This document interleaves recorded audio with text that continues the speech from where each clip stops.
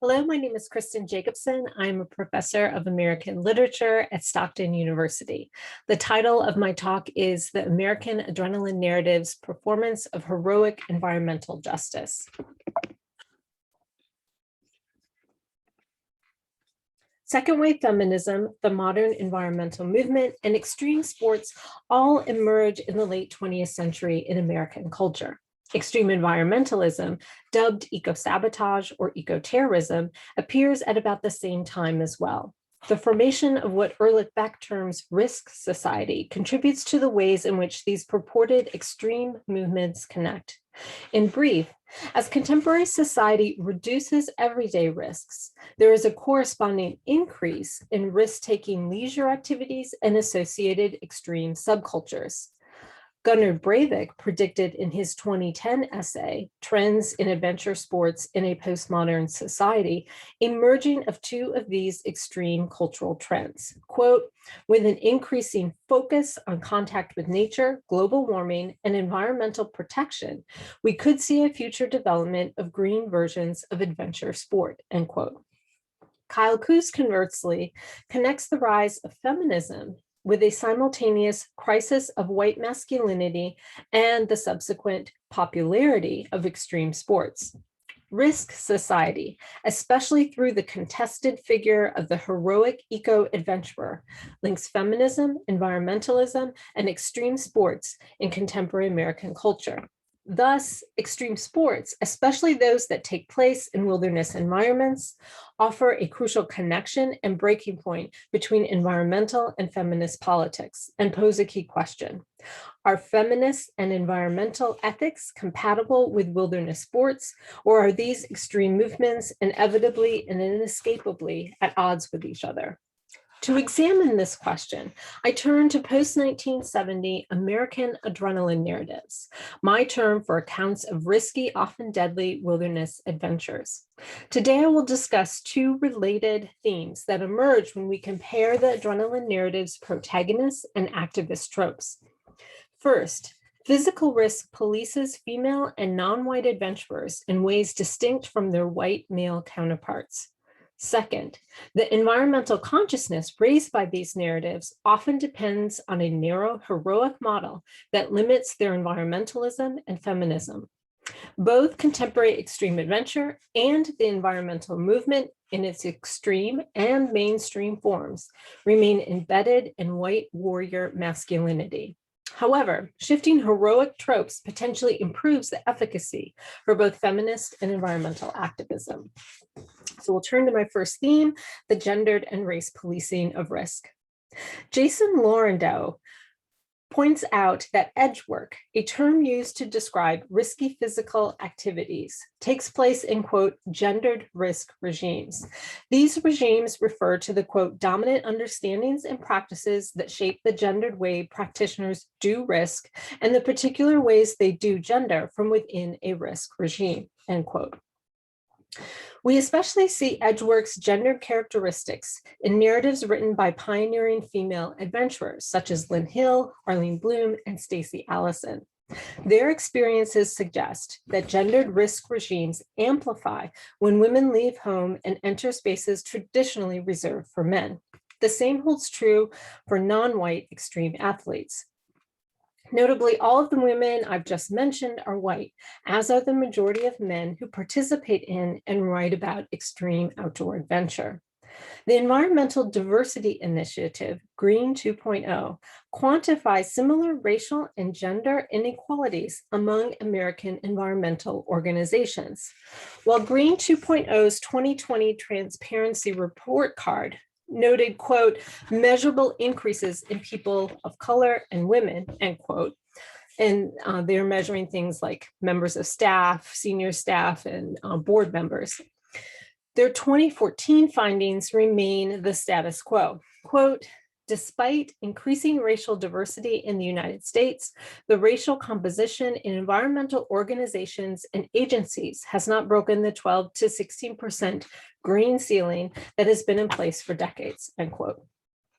The fact that the first African-American woman to climb Everest, Sophia Danneberg in 2006, has received virtually no publicity and that no African-American male to date has summited Everest also speaks to this alienation and status as liminal adventurers and environmentalists.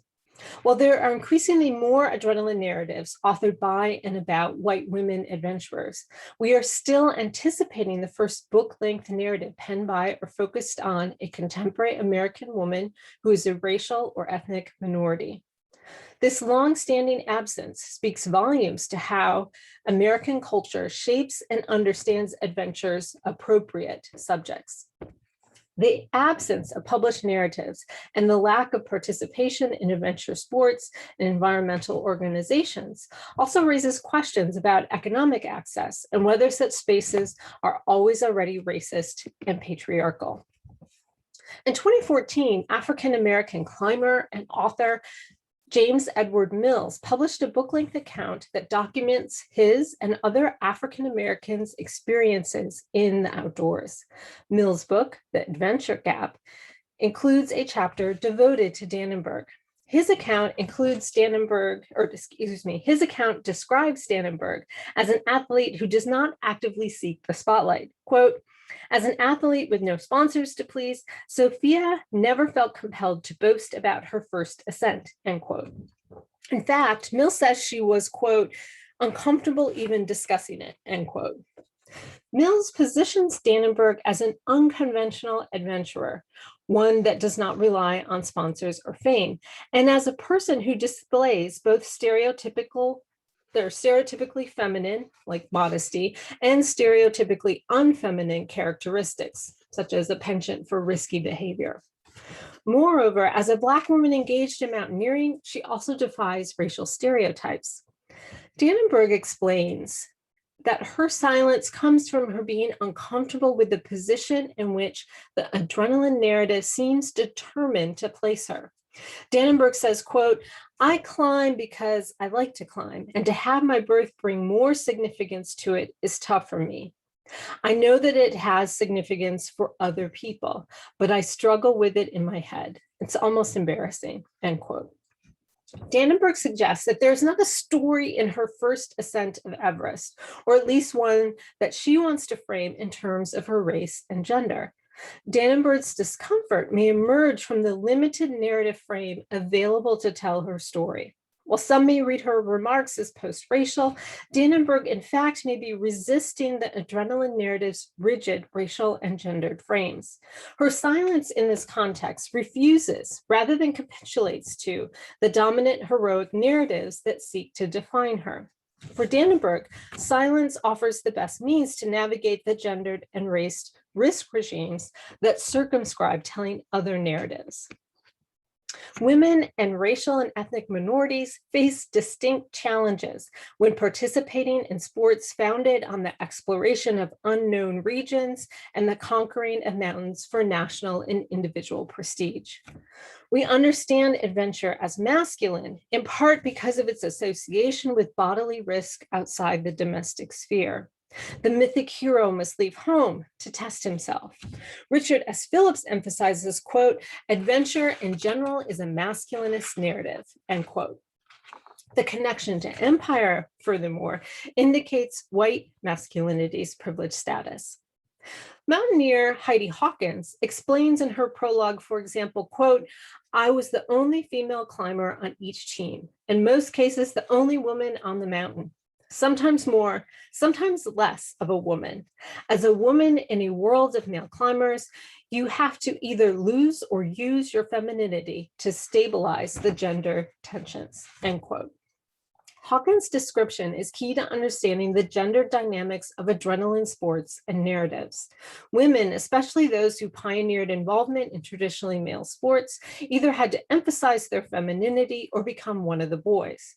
This behavior suggests that adventure requires strictly defined gendered performances. Thus, while some new faces indicate change within the sport and genre, an elite heroic masculinity continues to dominate the scene and shape the narrative. Examining the adrenaline narrative's increasing investment in environmental activism suggests, like its gender and racial politics, that the genre pushes participants into heroic masculinity's limited model. Aaron Ralston's characterization in Between a Rock and a Hard Place of the environmental sensibilities shared by outdoor enthusiasts reveals the environmental movement's dominant narrative of white heroic masculinity. His description references Edward Abbey's iconic, quote, combative conservationalist, anti-development, anti-tourism, and anti-mining essayist, beer swiller, militant eco-terrorist, lover of wilderness and women, preferably wilderness women, though those are unfortunately rare, end quote. Like the radical environmentalists depicted in the May 1991 Earth First Journal, Ralston's outdoorsy masculine model recalls iconic American frontiersmen, following the environmental movement's paternal line. Ralston, after all, cites iconic Abby, not Rachel Carson, not Winona LaDuke. Adrenaline sports' masculinist values predispose Ralston's selection of Abby, the original extreme eco-saboteur, as the exemplary environmentalist. Elizabeth Gilbert notably adheres to a similar narrative line when she names American naturalist Eustace Conway the last American man. The narrative of white heroic masculinity dominates the adrenaline narrative and narratives of adventurous environmentalists. Yet environmental activism potentially offers new meaning to the hero's suffering and gives the adventurer something to save beyond him or herself. Climate change, additionally, increases adventurous risks. Jennifer Jordan, for example, explains how global warming increases individual risk for mountaineers. Quote, even the most climbable side of the mountain is an avalanche trap, and like many mountains, it has suffered the ravaging effects of global warming, raining down on climbers an unpredictable flurry of rocks, ice seracs, and cornices that are melting out of the mountain at alarming rates, end quote. Global warming makes the already dangerous climbing even more risky. And on a less extreme side, hiker Gail Donahue's story also mentions climate change impact, which causes trail detours and relocations. Environmental causes thus help justify the extreme adventurers' otherwise unwarranted individual risk. The Anthropocene adventurer risks to save the planet. A problem emerges, however, when environmental motivations take center stage in adrenaline narratives. Like the global travel narratives Ursula K. Heiss examines, adrenaline narratives present the, quote, unsustainable use of resources that need to be offset in some way so as to remain ecologically justifiable, end quote. Adventurers do not frequently consider their own impact on nature. This silence, if not blindness, follows the narrative of heroic masculinity. A journey's success or tragic failure remains focused on the heroic individual. The environment provides the challenge to be conquered or saved. It remains the backdrop against which the hero's story is told. Adventurers thus express a patriarchal love of their environment, where wilderness is an entity to be admired, used, and then saved so the cycle may be repeated. Such silence assures profit, especially for the more commercial areas of extreme adventure. While working as an Alaskan guide, Blair Braverman recalls, quote, we were discouraged from acknowledging climate change, even as the glacier melted beneath us, end quote. Doing so would hinder their goal, quote, to provide a luxury experience, a taste of real Alaska with absolutely no discomfort, either physical or mental, end quote. Like Braverman, other extreme adventurers are breaking the silence about the costs associated with their lifestyle sports. The quickly disappearing glaciers of Glacier National Park spurs Christine Biles' recognition. Bile records her surprise when she recognizes that, quote, like the grizzly bear on California's state flag, the story of Glacier's name will be a nod to something gone. She goes on to say, quote, how startling that a world I knew so well could vanish, that despite my loving it, in my loving it, I helped it disappear, end quote. Miranda Weiss similarly notes in Tide, Feather, Snow, another book about Alaska, quote, we were ruining the very thing we'd all moved here for.